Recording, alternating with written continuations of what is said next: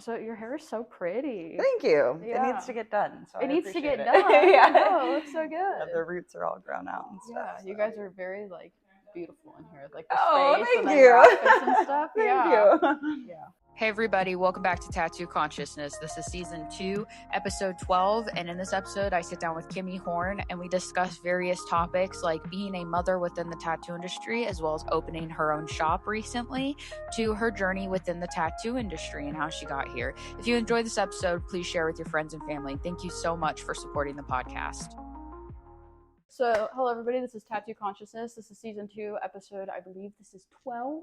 Woo. So, yeah, getting it done. Would you introduce yourself, where you work, and kind of your style and everything? Yeah, so my name's Kimme Horn. I own Horn and Heart Tattoo here in Boulder. Is that how you came up with your name? Is with your last name? Exactly. That's fun. Yeah, when we decided we were opening a shop, we decided to use our name in it. Mm-hmm. Horn, it's just kind of fun, but everything... That's a really cool last name. Yeah, pretty cool. My maiden name is like a really funky German last name. Really? And so I was very happy to have a much more simple last name when I got married. And we just got married like last year, so it was kind of a big thing when we decided to open the shop. Mm-hmm. My husband was kind of weighing some name options using Horn, and everything sounded really Western. It was like Big Horn or Black Horn or like all this stuff.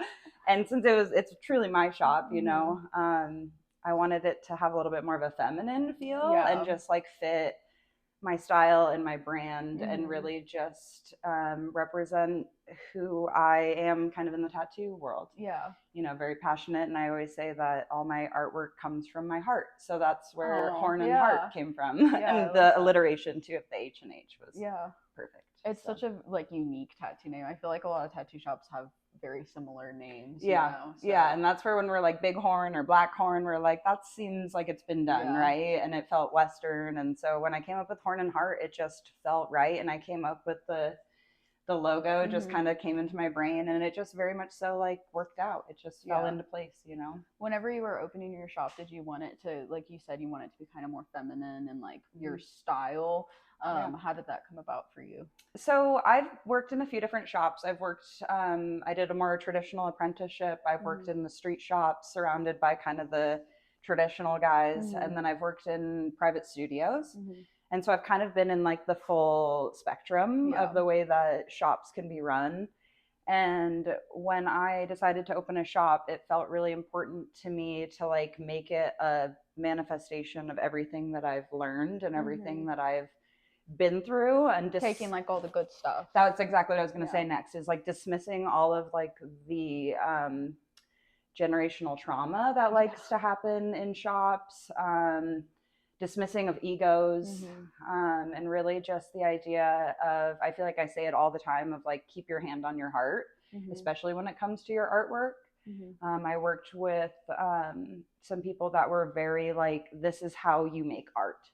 And you have to do it this way. And I, don't get me wrong, I learned a lot from those kinds of people with that mentality.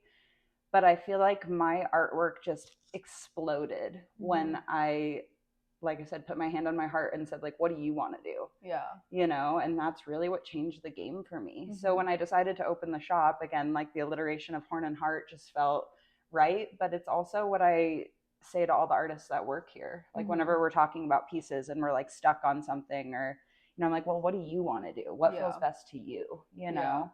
And so that's really kind of where like the brand came from. And I mean, it's not like I intended to do it, but it is all women here. We also have a non-binary artist as well. But yeah, really, I think it comes from that idea of dismissing kind of all of that generational trauma that really likes to live in this industry.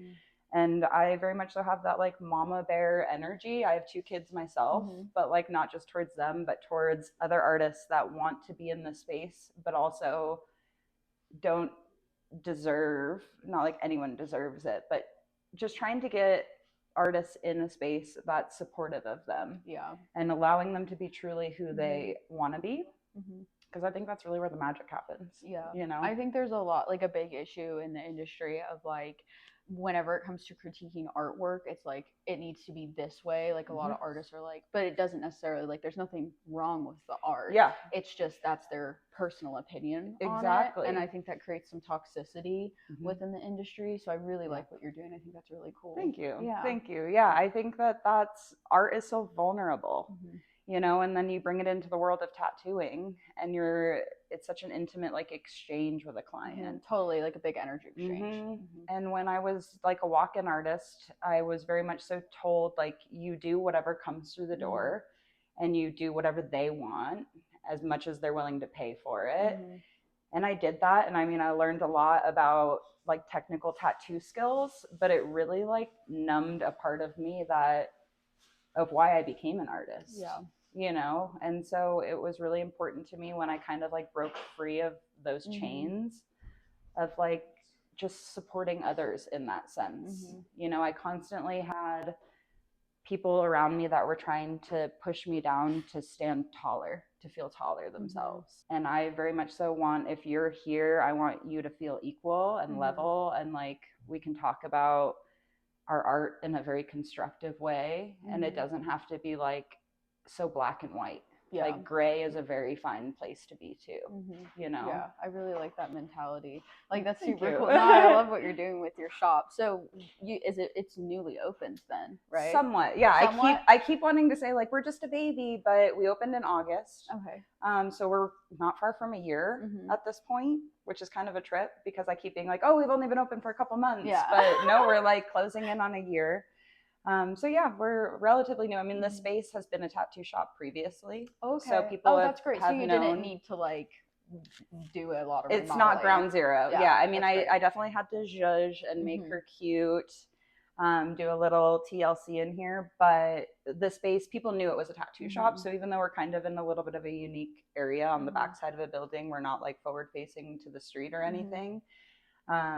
People generally know we're here. You know, but again, that's kind of the beauty of like we get the private studio feel. We're tucked away. It's a little more intimate and quiet, but we're right off 29th and Belmont. Yeah. So like we're accessible for the walk-ins and stuff. You know. So you guys do walk-ins. Yeah. I try to really, again, like we had said before, like bring all the best things of that full spectrum of the way shops can be run. Because again, I don't think we need to go black or white. We can kind of be in that gray space. So I do have artists that are, everyone manages their schedule. Love that. But that's how it should be. Yeah, I very much so like I'm not here to tell you how or when or where or anything. If you want to be here, you'll be here. And that's what I love so much about the artists that work in this space is all of them genuinely want to be here and love the shop just as much as me.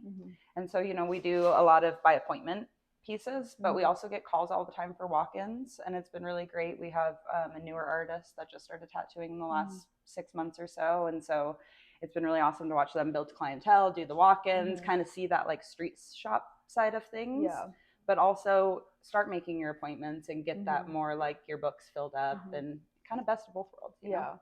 Personally for you, do you like more doing appointments or like walk-ins since you've lived in both aspects of it?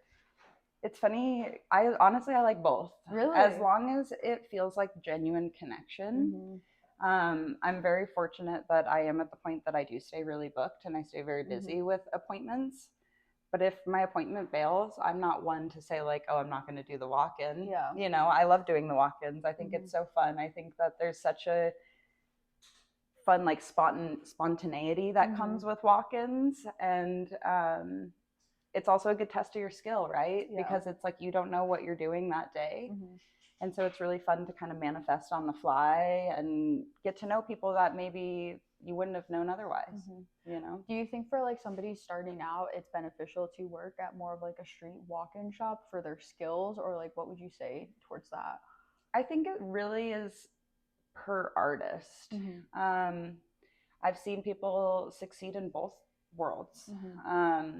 I do think that there's a lot of skill to be found in that idea, like I said, of like you don't know what's coming in that day and having to manifest on the fly and having to problem solve quickly. When we do appointments, you have time to sit with your drawing, you know, you can even try it on yourself. Like you can, you have that like time to problem solve. When it's a walk-in, I mean, it taught me how to manifest really quickly. Mm-hmm. It taught me all sorts of skills. You know, Mm-hmm. I can do the traditional, I can do the fine line, I can do the script, I can do, you know, all that stuff. And I think it also really teaches you a level of, because of the spontaneity behind walk-ins, it teaches you a level of what works and what doesn't, in the sense of like placement and just things like that. You kind of learn like what maybe is not the best ideas, because again, people are very spontaneous with them. So like, I want something on the bottom of my toe.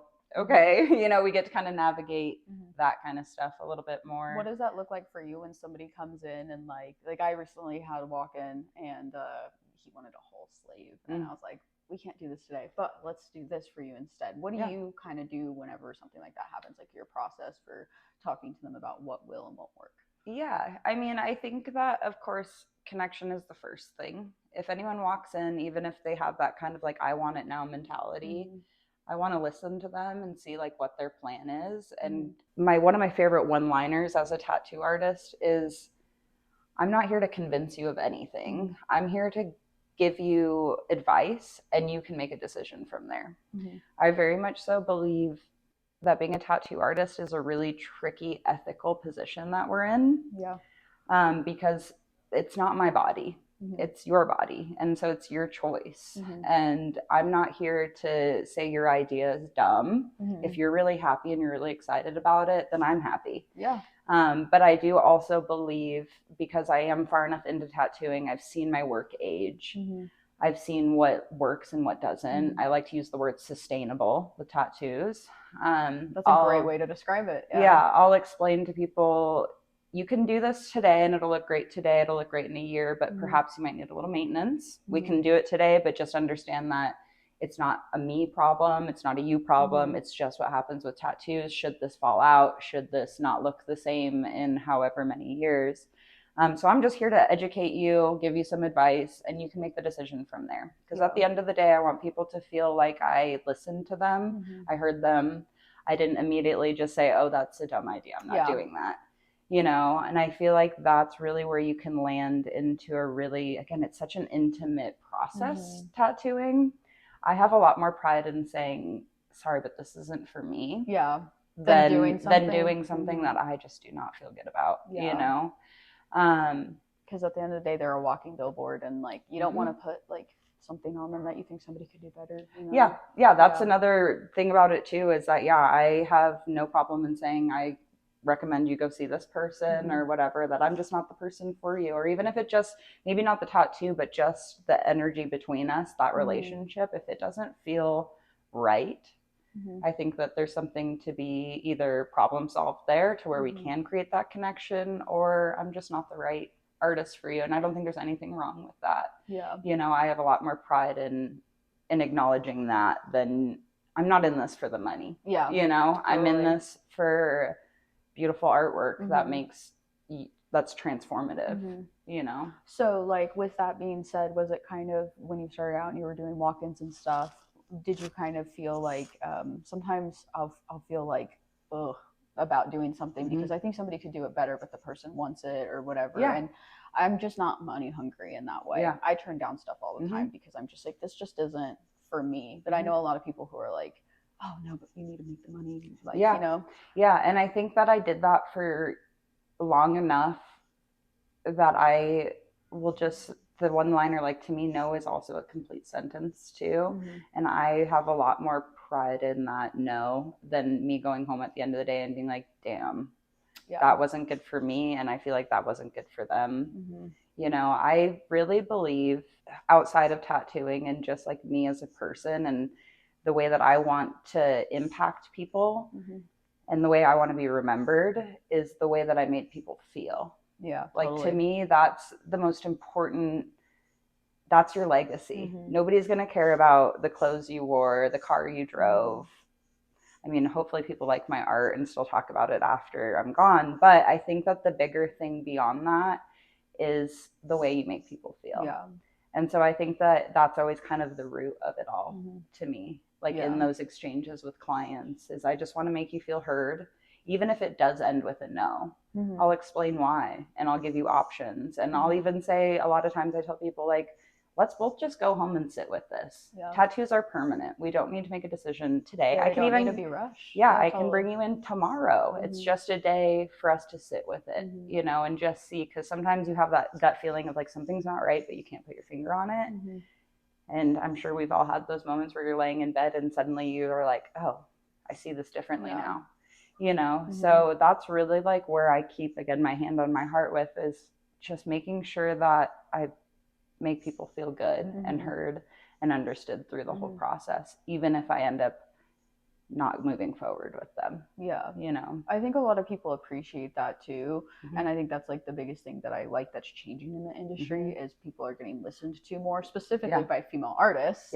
You know, that's a big change. Whenever I have clients come in and they've never been tattooed by a chick, they're always like, this was the best experience I've ever had. And I'm like, that makes me kind of sad, but I'm glad you're here. Like, that's exactly it. I started getting tattooed on my 18th birthday. And I have many a tattoo that are not great. And it was because I wasn't heard.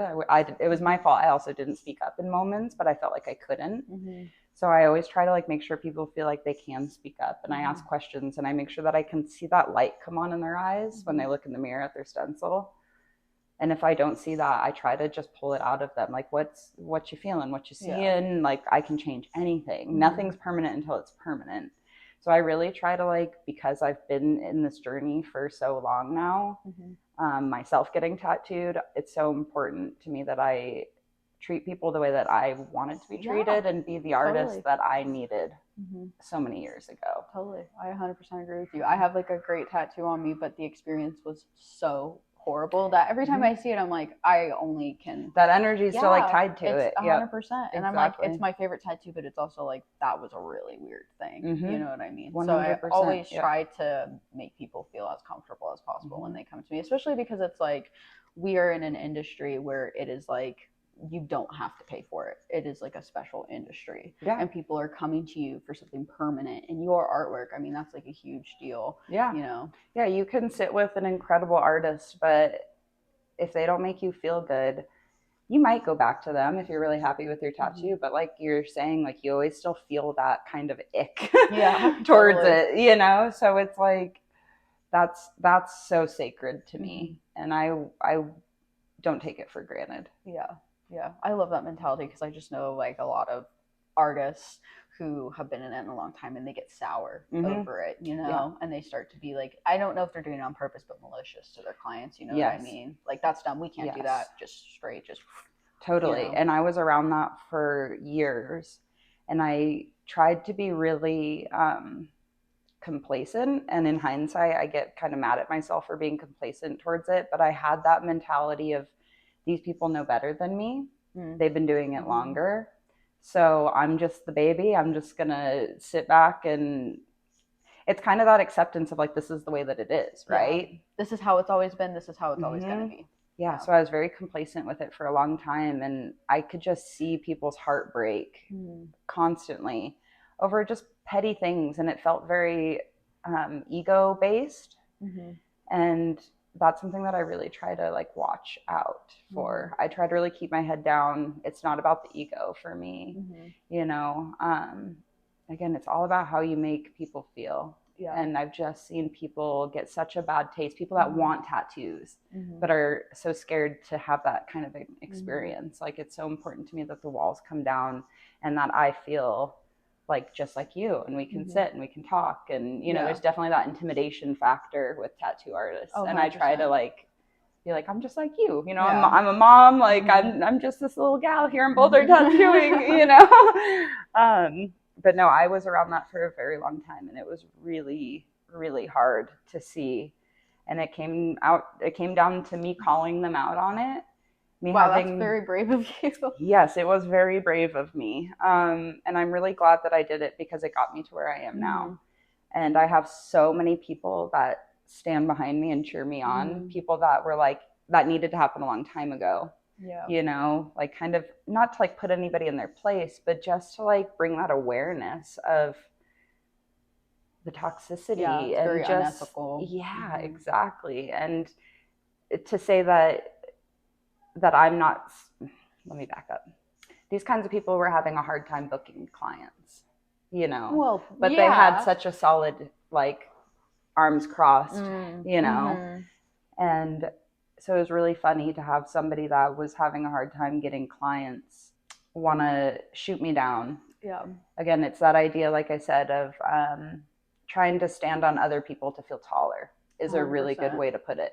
And that, I was around that for a very long time, and I had that realization of, I don't need to, like, be asked to sit at the table. I can just, like, build a table, and I can bring the people to the table that I think should be there. You know, I think I spent many years trying to get that level of, like, acceptance, and then I realized that that's not the table I want to sit at. Yeah, totally. You know, does that make sense? Yeah. So especially when you're starting out in the industry, I mean, like you said, these people have more experience than you, and there's, like, definitely, like, a thing in the industry where it's like, you're an apprentice, you get shit on. Yeah. 100%. Yeah. And I totally, like, had that, like, I'll do whatever it takes mentality. And I did it for years, and it just got to the point where it's not like I wanted to quit tattooing, but my vision of it was changing into this, like, I was getting angry, and, like, I was becoming a person that I didn't know. And so, again, kind of that, like, full circle moment of, like, I just put my hand back on my heart and was like, I can do this, and I can do this well. And I, like, have that enough mama bear energy and, like, just enough drive. And, like, it's that, like, these people always doubted me, so I'm going to just go do it and just prove to them that, like, I can do it. Yeah, you know, exactly. I'm going to build the table. Yeah. You know, instead and of you'll build a better table than them. Yeah, exactly. Exactly. Yeah. So, yeah, I've definitely been through the ringer in that sense. I've worked in a handful of shops already, just in my 5 years of tattooing. And every time I left a shop, it really came down to, like, ethics and things like that, and just mistreatment. And so I really stress with the people that work here, making sure they're happy and making sure that it doesn't feel like a hierarchy. I think that's a really good buzzword, is there's kind of a hierarchy that forms in shops.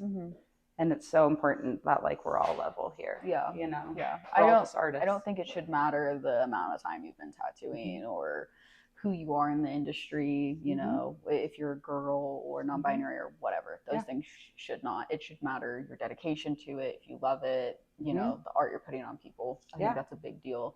That's exactly it, is you can really feel the difference between a passionate artist and a person that knows how to run a machine. Yeah, totally. You know? So, yeah, that's been a big factor with bringing in artists here. Is you don't have to have incredible clientele. You don't have to be anything other than a passionate artist. Yeah. You know? Yeah. And I even think, like, to that degree, like, you don't have to be the best, because we'll help build you up and help you with more skills and everything. The right environment is the perfect incubator for that. You know? So as long as I see that passion in somebody and I can provide the space that's supportive and lets an artist be an artist, it's really quite magical what can happen. Yeah. Did you have any problems, or, like, did it all come very naturally when you guys were opening up your shop? It came very naturally. Yeah. Like, everything fell into place exactly as it should. And that's really the way that I try to operate in life, is, like, the path of least resistance to a certain degree. Of course, I'm not always going to take the easy route. But I knew that this was on the horizon. I knew that me becoming a shop owner was going to happen at some point. I always talked about it, but the space, like I said, was previously a tattoo shop. And so it's basically turnkey. I mean, I would probably have taken this space over even just as a private studio if I didn't have all these amazing artists ready to come with me. I think because I had so many people looking at me and being like, whenever you're ready, Kimme, I'll come with you, you know. I would have done it regardless. But yeah, it was very natural. And I mean, my husband is one of the most supportive people in the whole world. He's not an artist. He's not a tattooer. He is just one of those people that, like, he believes in me so much that I sent him the link to this space, and he was like, I set up a tour, let's go. Oh, You know, it wasn't even yeah. like, are you interested? Should we do Yeah. it? Does it make sense? Like, Yeah. it wasn't, no questions. It just was like, I set up the tour, we're going. That's great. And yeah, next thing you know, we're signing a lease. And ironically, we got the keys the day of our 11-year anniversary. So it felt very like cherry on top of everything we've worked so hard for, of like, we did it, you know? That's super awesome. One of the big things I wanted to ask you too is obviously you're a mom and you're a tattoo artist and now you're a shop owner. Like, that's a lot going on. Yes. How do you handle all of that and all those balls to juggle? Because I mean, being a tattoo artist in and of itself, I mean, it's kind of like a baby. Yeah. You know, you got to take care of it all the time. People don't realize that it's like a 24-hour job. Totally. And I get that question a lot. And I have to say that I wouldn't be a tattoo artist if I wasn't a mom. Really? At least I don't think. It's hard to say because who knows? But what got me into tattooing, I've always been an artist. When I was in college, I did, my focus was portraiture. Mostly charcoals was my medium. So I loved kind of the messy, subtractive style work. And I got pretty well known for my art. Like in college, I was doing commissions and things like that. And it was, my mom's always said, she's like, I always knew you were going to be an artist, you know? But I got pregnant with my daughter when I was 22.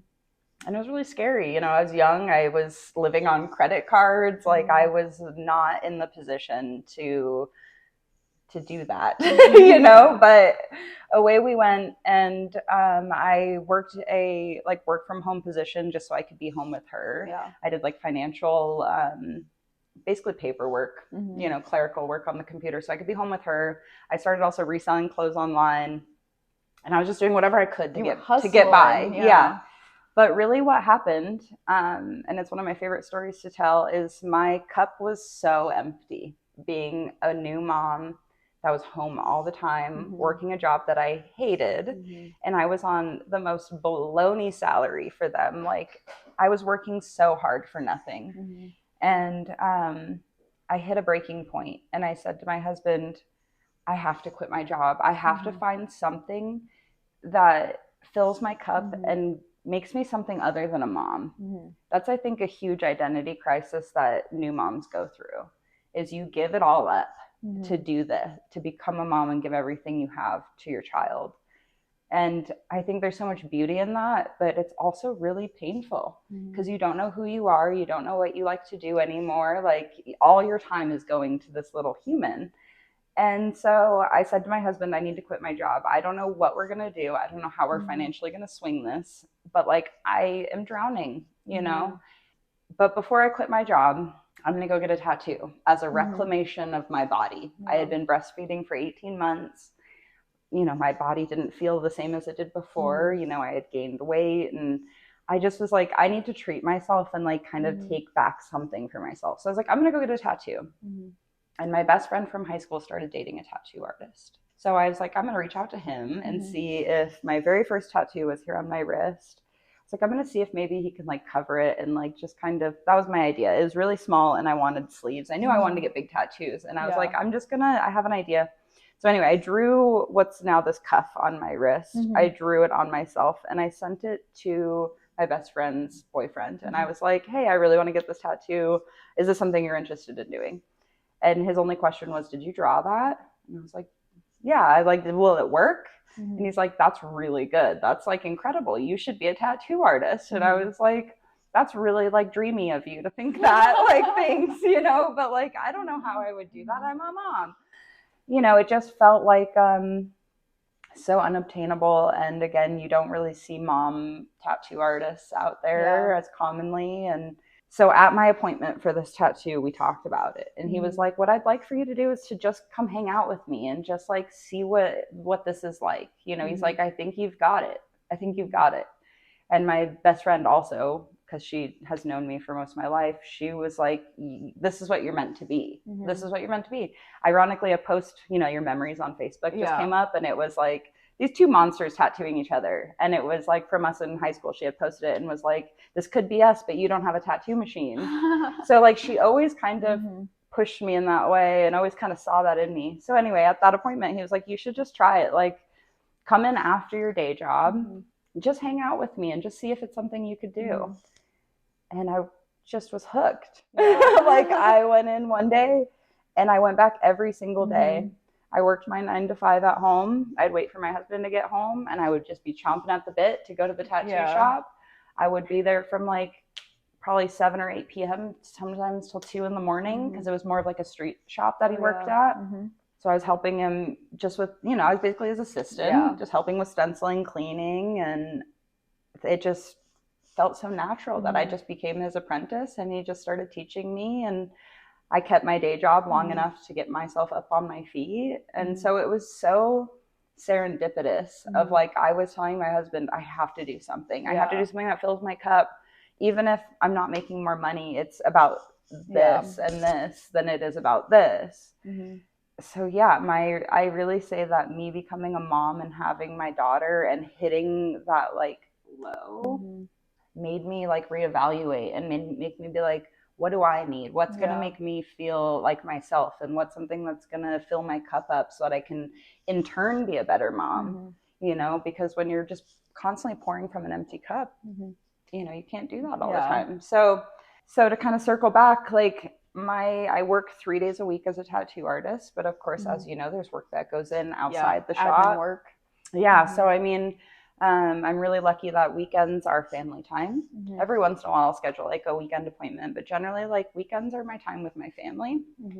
Monday and Tuesday I'm home with my son, which he's 3, and so I'm enjoying him being little as much as I can. I've told myself there'll be so much time to work when they're in school full time that I'm very lucky to have kind of struck that balance of I do work in the shop less than I'm at home. I'm home more than I'm here.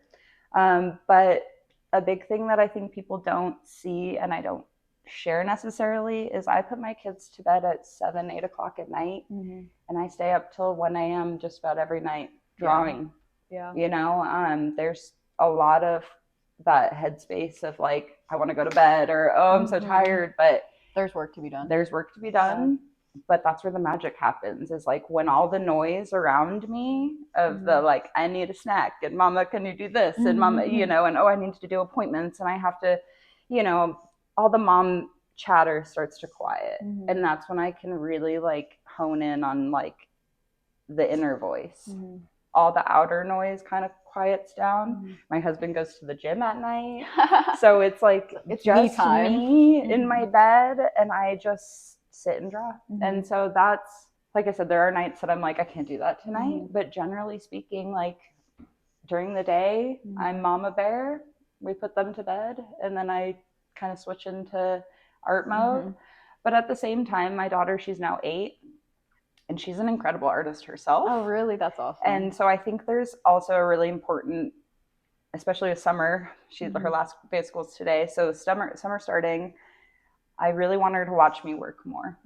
I want her to, instead of it being like such a separation, I think there's such an important role now that she's 8 of like seeing mom work and seeing, not me just telling her like follow your dreams or like it's so important that you do this or that, but like seeing me do it is that more it's powerful for her.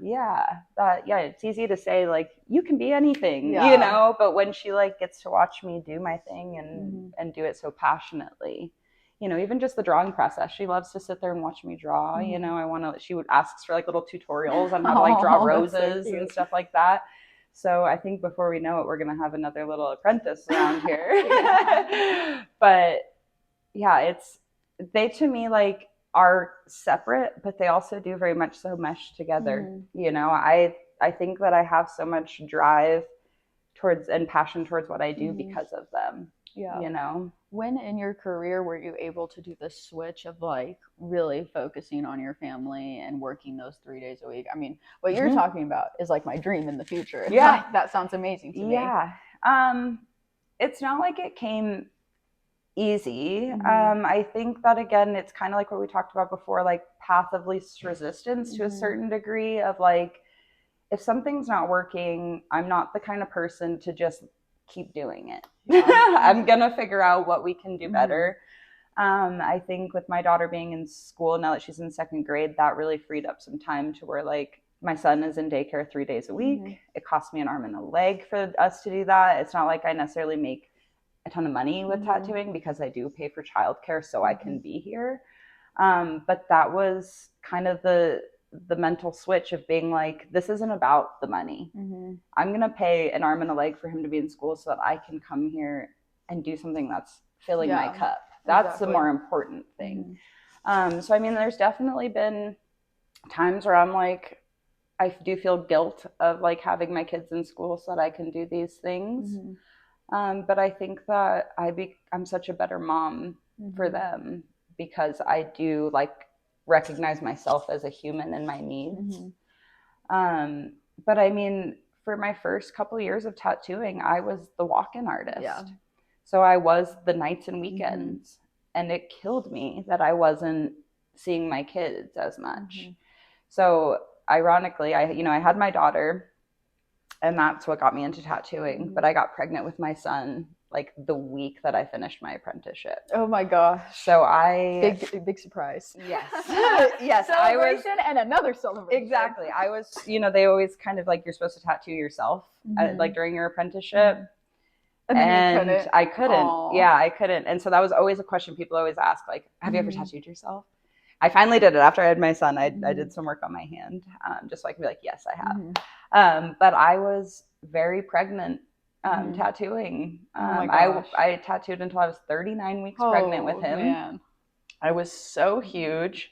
I looked ridiculous. I don't know how. If I walked into my appointment and like this little lady came waddling out with this big belly, I'd be like, lady, are you okay? But I did it. And so, I mean, I think it was really just a good representation of like that mama bear energy and what happens when you kind of want something bad enough, you'll do it. Yeah. Like it's what's the saying? Like if you excuses, that you don't want it bad enough. Yeah. But like there's no excuse if you want it, So I just had no excuse, I can do it all, I guess. There's 24 hours in a day, So yeah, I mean, I was the walk-in artist. I worked nights and weekends, and I gave up a lot of time with my family. I had a brand new newborn baby, but right around then was when I started to book out. Yeah. I'd say like, I did about a little less than a year of an apprenticeship. I got pregnant, and then that first year was me like really hustling, grinding. And then I'd say like I took about 6 weeks off when he was born, and right around then was when I started to book up. I was like booking out 3 months or so at a time, so I had that kind of cushion, and that's when I got to be like, okay, what kind of schedule is going to actually be conducive for me to be with my kids and take care of my clients? Yeah. And that's when I kind of figured out that balance of like, okay, there's facilities that either do full-time or part-time childcare. I opted into the part-time so that I still had days home with them. But I mean, I'm not trying to toot my own horn, but I just got to a point where I was able to book up, and that changed everything for me. I didn't have to depend on walk-ins. I didn't have to be there on the weekends. I'm very lucky that clients want to work with me enough that they'll come in at 9 a.m. on a Wednesday, So I've made it work. Yeah. Yeah, that's awesome. I think it's crazy, like with just being a tattoo artist in and of itself, it's like we were talking about before, it's like a baby. And then you having kids on top of that, and just like the grind set and everything. I mean, it's amazing that you're like to the point where you can pick your own schedule. Yeah. And a lot of artists like don't get to do that, and it really burns like us out as individuals, just the mental of, talking to clients, getting their ideas, and then, oh, there's a new message, and oh, this person, blah, blah, blah. Yeah. It's a lot. So yeah, I tried to do the whole like close my books thing just so I could play the catch up game and play the like I'm not answering emails game. And there's a lot of beauty in that for sure. Yeah, I mean, as of right now, I've kind of reverted back to like my books are always open. I just always want to feel accessible. Yeah, totally. Again, a really tricky thing that I try to really watch myself with is that ego level thing that can happen when like books closed, and I try to not do that. So I try to really be accessible, keep my books open. How far out do you usually book? Generally it's like 4 months. I'm getting closer to the 6 month range right now, which is so bittersweet. Does that stress you out at all? Because I know some artists who book up like year, and I'm like, I know people who will end up like rescheduling or something happens. Yeah. And so to be booked out that far would like make me go mad. Like I'm a couple months booked out right now, and I'm like, ah! Yeah, there's so much peace of mind in it of like, I've got the work, but it does have that level of like For example, if I start a sleeve on somebody, they have to wait 6 months for their next appointment. Yeah. So I found kind of a way to manage it where I leave holes in the schedule so that those recurring appointments have spots available to them. I think that that's kind of an important thing to consider when you do start booking further out is those people that do come to you regularly. Yes, the loyal clients. Yeah, you don't want to lose those people. 100%. They mean so much. So making sure you have holes to be filled with like those continuations of projects. Also keeping like a cancellation list, reaching out to people. And I mean, that's kind of like to circle back. That's why sometimes I end up working on the weekends because I just love my clients so much. I don't want you walking around with a halfway done tattoo. Because that's also, like you had said, a billboard for me and my work. And I'll bring you in on a weekend. I'll bring you in on an off day. We'll stay here late at night one day. So there's definitely like kind of caveats to it. And that's why I did the books closed thing, was because I didn't want people waiting 6 months for the next session on their existing piece, or people that just want like one of my little flash pieces. It seems silly to wait 6 months for that. But on the turn of the coin, I always say tattoos are never an emergency. When you wait longer for me, I'm usually better in my skill and I have a little bit more to offer. And it just means so much to me. It really does trip me out. I have that major, what's the word? Like imposter syndrome? Imposter syndrome. Thank you. Yes. Because I remember my brother as a kid always saying, you would be an awesome tattoo artist one day. And I was always like, oh, the permanence. Oh, it's so scary. So it really trips me out that I've done it and people trust me to that level, and that I have enough people that trust me that I can stay this busy. It's pretty crazy, especially like with social media, just somebody you have never met, they just see your stuff online and they're like, I'm going to get a tattoo from you. I'm like, what? Trips me out. It really trips me out, especially because, again, I was told early on in tattooing that having a style is a bad thing. Oh, no. I was told that you're limiting yourself, that you're going to crash and burn, that your audience is only this big when it could be this big. And so that's why I did everything. So that's why I learned all the skills. I learned Japanese, I learned traditional, I learned fine line, I learned all the things. I did anything that came through the door. And I didn't have a style. Yeah. And anytime I would try to say, okay, I want to do more of this, I was told you can't do that, you know? And again, because I had that these people know better than me mentality, I said, okay, I don't have a style, you know? And it's really funny because I never would have visualized my style to be what it is. It's nothing that I've consciously set out to do. It's just over time evolved. It's just over time I've kept that hand on my heart of what I like, what I enjoy doing, what I think I'm good at, what excites me. Anytime I'm drawing and I feel like kind of like, well, this will do. I'm like, that's not good enough. You know, you need to be like, hell yeah. Like, I'm so excited.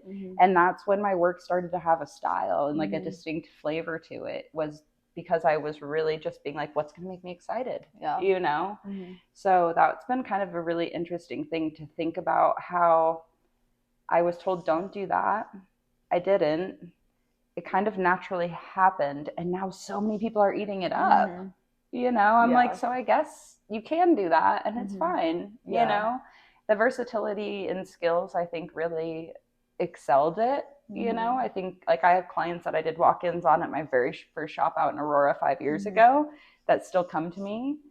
They've watched me grow over the years. But I'm also getting new clients all the time too, you know, but I think really, to full circle moment, it just comes down to the fact that I've always tried to make that connection with people and tried to make it more intimate and more of like an experience. Yeah. And it's not even like a conscious thing too. It's just really what I believe in. You know, after watching people be so rancid towards their clients, it just really made me realize like that's what makes me feel good. You know, and that's who I want to be remembered as. That's the work I want to do. So it's all very naturally just kind of come together. I really try not to like force anything at all. If I'm forcing it, it's usually not the best. Yeah. You know? Yeah, totally. Because like we've talked about before, it's an energy exchange. So when you're not feeling your best about something, you're gonna. There's nothing worse than being like in a tattoo and being like, fuck this. You know? So again, not just for the client's sake, but for my sake too. You know, I mean, of course the client, it's important that you're not doing a tattoo on them that you hate. But like, that's really what kind of has navigated me through this space is just that idea of how I want to be remembered, how I want to make people feel, how I want to make art, you know. I would probably still be doing my style work even if I wasn't booking out so well, because that's truly what I feel like is coming from my heart, and that's why I'm tattooing. You know, I didn't do this for the money or the fame or the ego or to be an owner. I did it because I just truly was so passionate about art. it.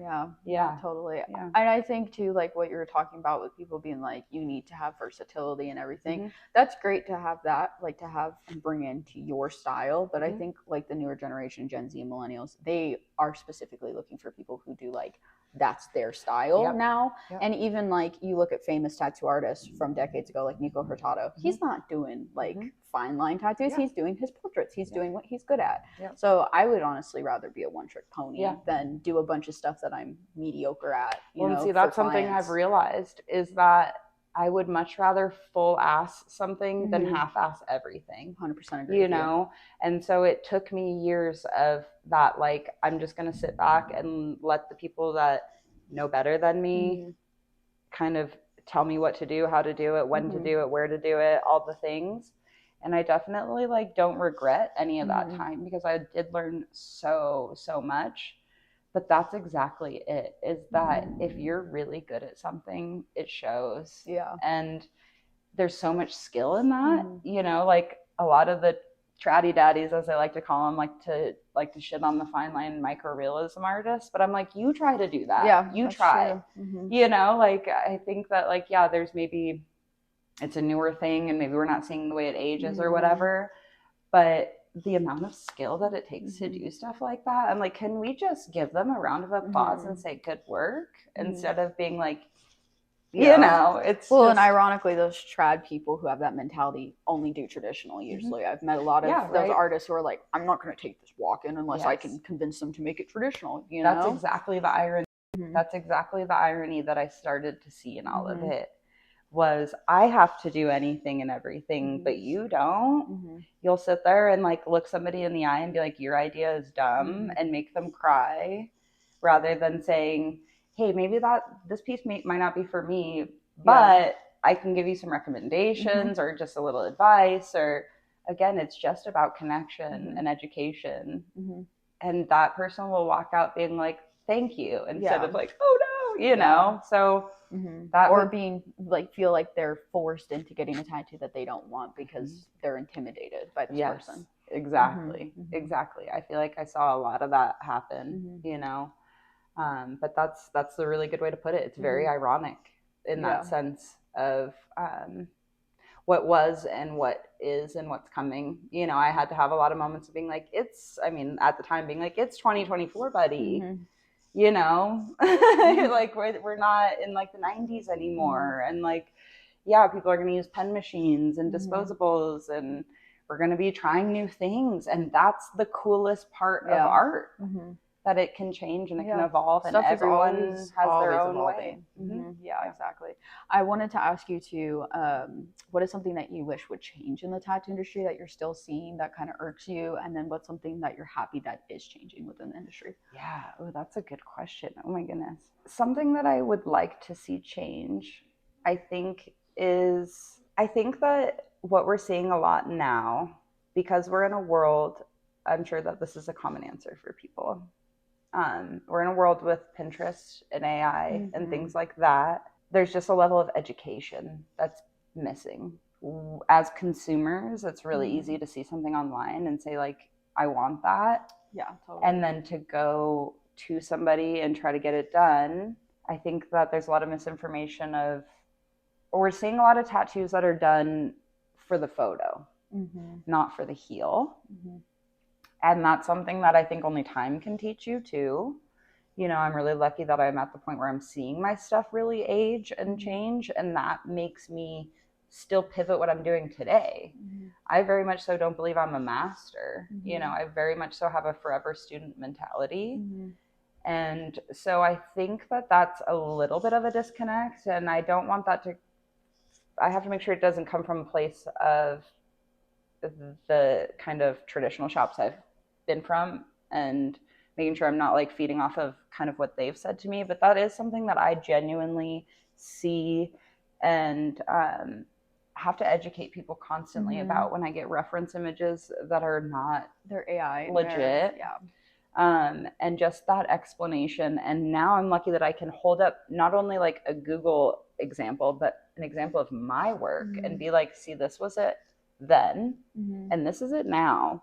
And so like, I can do these things for you, but understand that it's not a me problem or a you problem. It's just the way that things age. And I can explain like why I will, you know, when I show people stencils, I'll sometimes explain like, okay, some of this stuff's going to be like in gray so that it doesn't like age as intensely, the ink doesn't spread as bad, things like that. I think that that's something that I'd like to see a little bit more of, is a little bit more of just that education of the sustainability of tattooing. I, again, applaud the people that do all these crazy things, and I think they can be done in a way that is sustainable. But from a consumer side, it's a really hard space for us to navigate as tattoo artists. We're not like magicians, you know? And when I paint a picture on the wall, in 20 years, it's going to look the same. But when I do a tattoo on you, even in 2 years, it's going to look different. In 5 years, it's going to look pretty different. In 10 years, it's going to be way different than the painting that I did on the wall. So explaining that to people and just like giving them visual examples too, and just that education feels really important. Do you think that the clients should come in with a little bit more education going into getting tattoos, or do you think that should be more on the tattoo artist to guide them through it? That's a good question. I mean, I think that it is definitely, it'd be nice if it was a little bit more of a universal thing, that I just think if we could see a little bit more of that stuff online, that like explanation. But of course, like, especially like with my apprentice, me teaching her, that's something that I've really stressed. Is like, yeah, like they're just starting to tattoo, but I like to show like, this is why, or this is how we can even just change something simple. If you're running all these lines close together, maybe make one of them gray, because then that won't spread as bad. And just like little things like that, you know? But that's, again, kind of a big full circle moment again, is that's why I really like to take the minute to sit with my clients and really explain things and just show them. And again, because I'm visual, I'm an artist, I like to show examples of all of it. And again, just really make sure that I'm doing my best to educate them and give advice, and then they can make a good decision from there. I think that there's a lot of, again, because I came from a shop that was like, oh, you want your boyfriend's name tattooed on your neck? Okay, how much are you willing to pay for it? And there's no discussion of how neck tattoos feel, or like the risk of getting somebody's name on you. They don't even look at portfollios. You're about to get your neck done, and you don't know what that artist is capable of. Because I've pretty much worked at appointment only shops my whole career, and then moving back to Colorado, I'm now at a shop that does get walk-ins. They don't take the time to look at my Instagram or my portfolio sitting in the lobby. They don't care about my skills or what I can do or anything like that, and that's crazy to me. You know? And that's why with walk-ins, like even just like the psychology of, I'm not even going to sit across from you at the table. I'm going to sit next to you on the couch, and like, how's it going? You know, where are you from? And just creating that level of connection, bringing those walls down so that when I do maybe bring in that information that opposes what they want, it doesn't feel facetious. It doesn't feel like I'm here to like say, no. I'm here to more so educate you, give you a little bit of advice. If you still say, okay, like do it all in black ink and this big, then I'm just going to show you, okay, here are examples. I'm very lucky that, again, because I started getting tattooed, I shouldn't use the word lucky, since like I started getting tattooed at 18, I have a lot of examples of really bad things. So I can pull up my shirt and I can be like, here's a really gnarly blowout. You want to see what a blowout looks like? Look at how these lines have spread. You want to see like line work that's done in just red ink? I'll show you that, you know? So it's not just me trying to argue. It's not me trying to like bob and weave. You just want them to know what they're getting into if they choose to do that. Yeah, exactly. Yeah. And then let's go back to the question too, and a little tangent of what are you happy that's changed in the tattoo industry? Like something that you're like, oh my God, this is great that this is changing. I love the women and the gays and the non-binary and just like the diversity now, the idea that it's not about where you came from, the way you look, it's about the artwork you create. You know, I feel like there's a lot of times even that I don't know what the artist looks like. I don't know who they are because like you're just seeing their artwork, right? And then you come in and it's somebody that's far from the ordinary, right? That's so cool. It's not a tall white biker guy. Exactly. It's like so fun, especially here in Colorado, here in Boulder. Like that's what I love about our shop here is we're very accepting of that, and like I really encourage it. I just want people to be who they want to be and to just lead with their heart and just I just want to create a space that's supportive, you know, and I think it's really cool because I'm seeing that more and more. But especially like the women and the more soft spoken and just taking that like totally traditional view we have of what a tattoo artist is and like flipping it around. You know, even me being a mom that really like threw people off for a while. They'd be like, you have kids, you know? I think that's probably my favorite part. Yeah, I love that. That's a great answer. I think my last question I have for you, and this is the question I always end with in the podcast, is your advice to newcomers in the industry, so people starting out in their apprenticeships or like newly tattooing, as well as people who want to get into the industry. What would you tell them? What I would say to anyone trying to get into tattooing is make shitty art. That's a new one. I think there's a idea that if you learn how to run a machine, you're suddenly going to be a really good artist. And that's not the case. I think that the most important thing you can do is draw and then draw again and then draw again and keep drawing and keep drawing and keep drawing, even if it's horrible, even if it's not good. People have this fear of making art because they want it to be perfect the first time. And well, especially when it's permanent. I mean, of course I'm saying like on paper, painting, whatever, any medium, truly any medium, just create and just see what feels good. I think that that's really it, is people have this fear. People all the time say to me like, I could never do that. I can't even draw a stick figure. And I'm like, it's not like I just like came out of the womb doing this. You know, like practice makes perfect. I've always had the passion. And I mean, I even look at my first flash sheet I ever drew. I'm like, but I was doing it. I was going, you know, and like this job will have the highest of highs, but it also has the lowest of lows. And you have to just keep going. You have to just keep going. And really what separates when I have people that come to me wanting to learn how to tattoo, your portfolio, I want to see it, right? But it's your attitude. If you're ready to like fight the good fight, and I mean, generational trauma dismissed from that, but just like that idea of like, you're going to ride those lows out.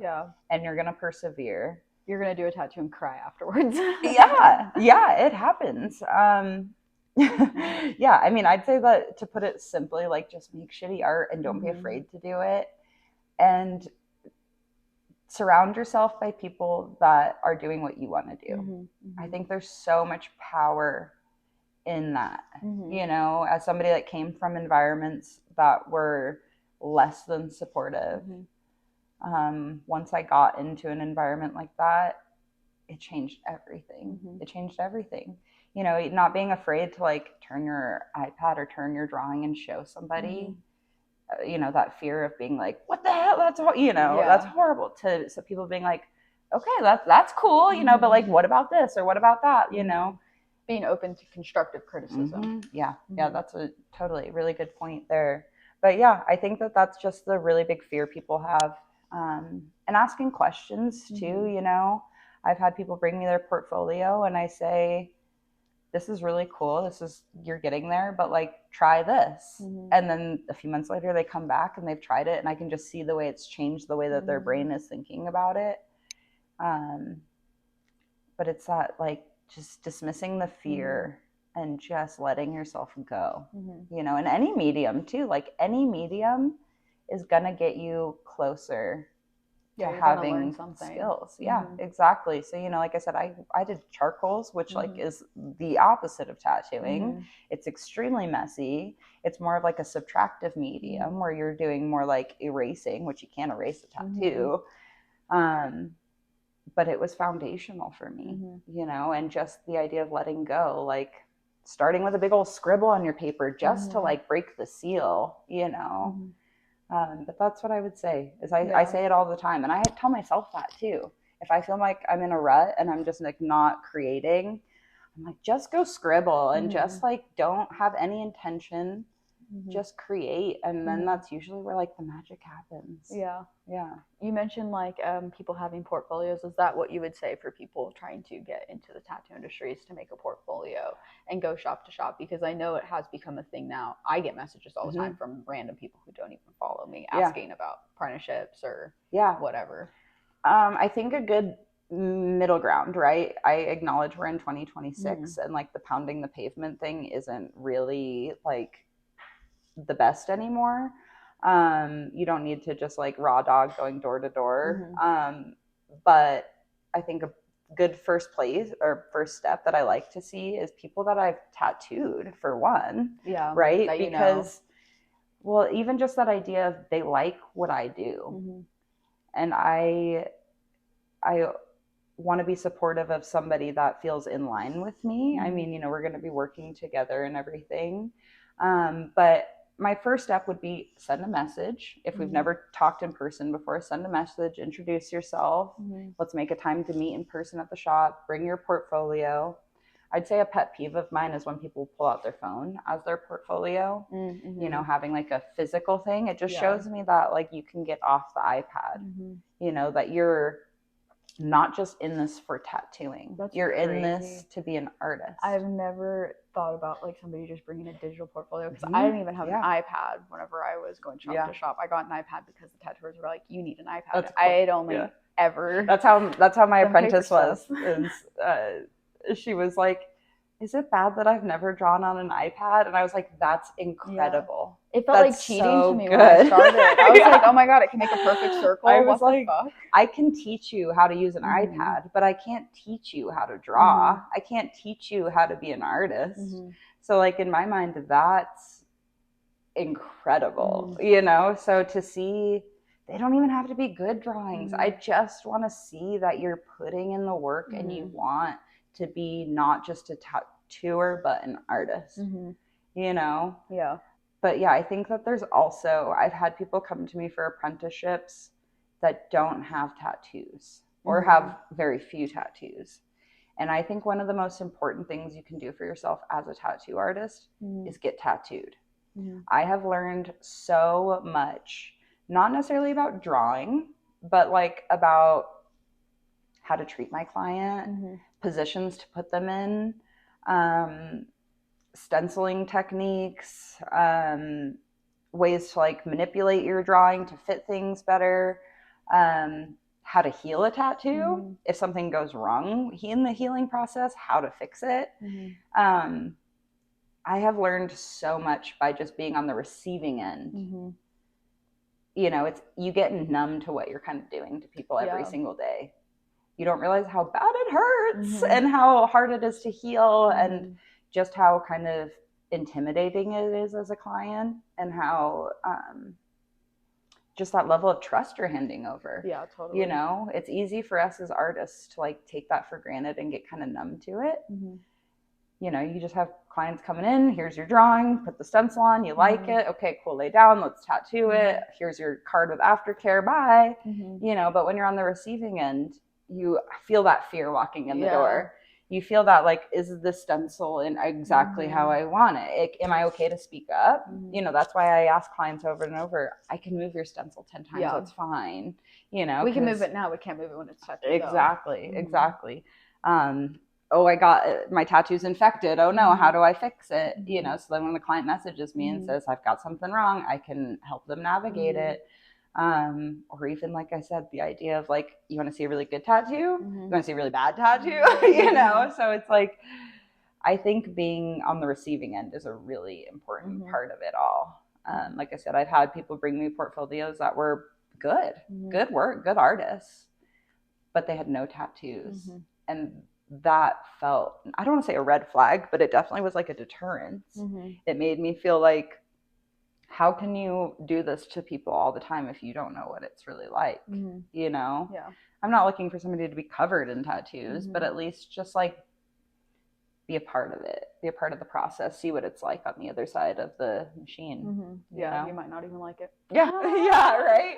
Yeah, it's just always an interesting side of things where, like I said, it feels more about being a tattooer than it feels about being like part of the community. And like, just to me, being a tattoo artist isn't just a job. It's like a lifestyle. Yeah, it's like a culture. It's truly a lifestyle. Like, I said to my apprentice multiple times, like, are you dreaming in tattoos now? Because I remember for my first year of tattooing, every dream was me like stenciling somebody over and over, or like pulling the same line like over and over, or just like problem solving designs in my sleep. And it just fully consumed me.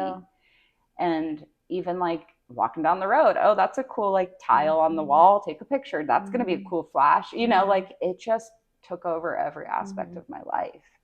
So that level of like commitment, again, I wear multiple hats. I'm a mom. It's not like it fully is my like, you know, air I breathe, but it's foundational in who I am, you know? Yeah. And I, when I get tattooed now, I very much so just say, do the thing.